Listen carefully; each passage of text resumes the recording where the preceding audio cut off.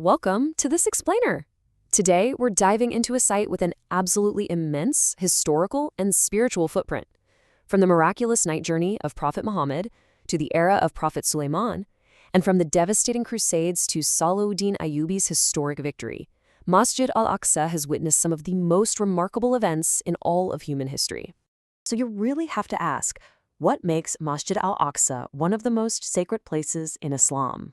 Why has this specific holy site been at the absolute center of history, faith, and, frankly, conflict for literally thousands of years? Well, we are going to unpack this fascinating story right now, relying on the Qur'an, authentic Hadith, and established historical sources. Let's begin. Okay, here's our roadmap for this explainer. We'll be moving through 6 quick chapters: the heart of Jerusalem, origins and early builders, the miraculous night journey, the first Qibla, the Crusades and Salahuddin, and finally, Al-Aqsa in the present. Chapter 1. The Heart of Jerusalem, a Sacred Sanctuary. Before we get into all the complex history, we need to lay down the geographic and spiritual foundation of this space. Located right in Jerusalem, Masjid Al-Aqsa is considered the third holiest site in Islam. To put that into perspective, it ranks directly after the sacred mosque in Mecca and the Prophet's mosque in Medina. So this isn't just a very important historical building, It's an absolute foundational pillar of Islamic geography and faith. And the Qur'an itself actually establishes this profound spiritual importance. It mentions this blessed place directly in Surah Al-Isra.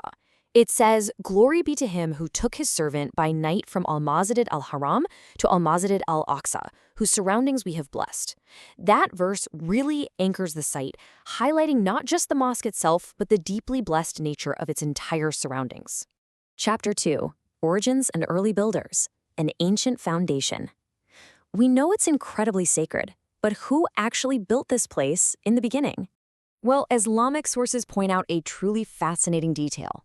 According to a famous, authentic hadith, exactly 40 years separated the establishment of the sacred mosque in Mecca and Al-Aqsa.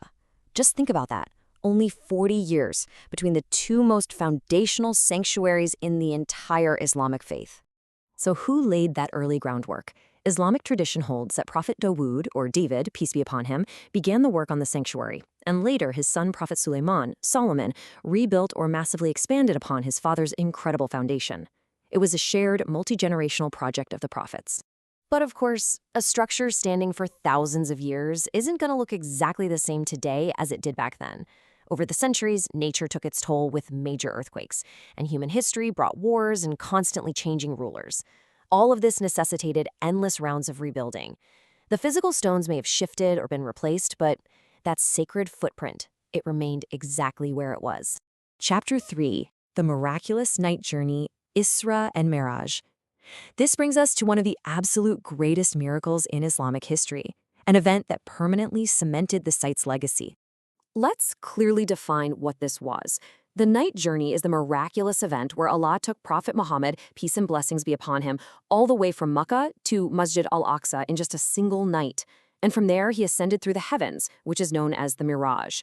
It's a journey that completely defies physical boundaries, instantly linking Mecca and Jerusalem. And during that miraculous night, something deeply profound happened right there at Al-Aqsa. Prophet Muhammad actually led many previous prophets in prayer at the sanctuary. Just imagine the sheer gravity of that moment. This massive gathering in prayer made Al-Aqsa an eternal symbol. It physically and spiritually represents the deep, unbreakable connection and unity between all the prophets. Chapter 4. The First Qibla, Direction of Prayer. Let's move on to explore a really fascinating and sometimes overlooked fact about how the very first Muslims prayed. Did you know that Muslims originally prayed facing Jerusalem? It's true.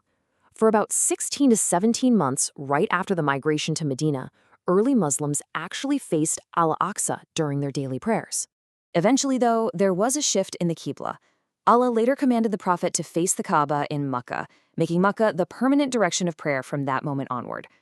But the absolute key takeaway here is that even though the physical direction of prayer shifted, the intrinsic core holiness of Al-Aqsa remained completely unchanged. Chapter 5. The Crusades and Salahuddin, Conflict and Restoration. Now we'll see how this sanctuary fits into the broader, often turbulent geopolitical history of the region. Control over Jerusalem saw some massive, dramatic shifts. In 1099, Crusader armies captured the city after a very long and brutal siege. But decades later, a legendary leader named Salahuddin Ayyubi managed to unite Muslim forces, achieving a decisive victory at the Battle of Hattin. This turning point ultimately led to 1187, when Salahuddin peacefully reclaimed Jerusalem. This era is just a hugely important chapter in Islamic history. And not just for the military victory, but for what happened immediately after. Saladin restored Al-Aqsa specifically for Islamic worship, sure, but he also famously granted protection to many civilians living in the city. His leadership and his intense focus on peaceful restoration left a massive historical legacy. Chapter 6. Al-Aqsa in the Present, an Enduring Landmark. Let's transition to the modern day to understand exactly what this enduring landmark looks like right now. Okay, so there is a really common visual misconception we need to clear up. When you see pictures of Jerusalem, your eyes are almost always drawn to that brilliant golden dome. That is the Dome of the Rock, a gorgeous, famous, historic structure in its own right. But Masjid Al-Aqsa is actually a separate, distinct building nearby. The trick to understanding this is that both of these distinct structures sit within and share the exact same wider sacred sanctuary compound. So they're distinct buildings, yet completely part of the same incredibly sacred space cherished by millions today. To summarize everything we've just covered, Al-Aqsa is just so much more than ancient architecture. It represents deep faith and immense patience through centuries of turbulent change. It stands as a profound shared legacy of many prophets. It physically connects Islamic history to one of the world's oldest holy cities. And honestly, its rich history just continues to inspire millions of believers all around the globe. So, knowing this immense shared legacy of the prophets and looking back at histories of peaceful restoration, how might the enduring story of Al-Aqsa inspire patience and unity in our highly complex modern world? It's a really powerful question to leave you with. If you enjoyed this historical documentary and explainer, please like, share, and subscribe for more fascinating deep dives. Thank you so much for watching, and I'll catch you in the next one.